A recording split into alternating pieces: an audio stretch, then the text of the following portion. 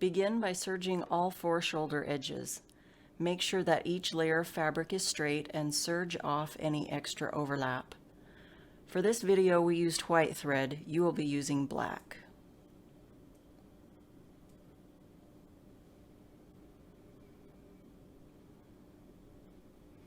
To sew the shoulder seam, line up the front and back shoulders with the nylon fabric facing together.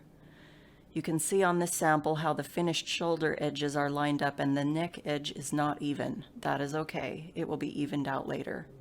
Pin in place.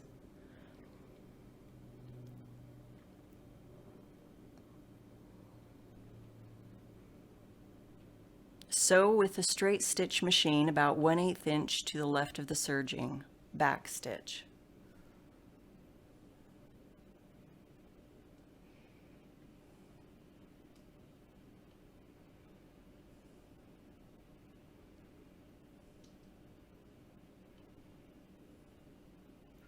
Your seam should look like this. If the armhole edge is lined up, you are ready to bind this seam. Stretch the binding a little to find out which way it curls. You will sew with the curl facing up.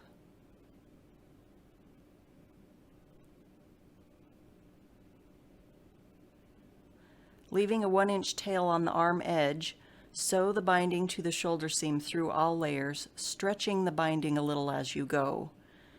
You can sew directly over the shoulder seam or just to the right of it on the serging.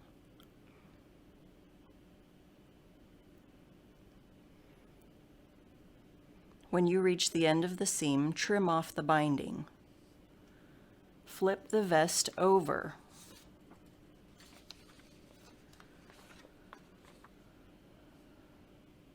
Fold the tail in at the arm edge and then fold the binding over the serging and the tail to enclose it. Top stitch the binding and the tail in place. Trim off the binding near the stitching if needed.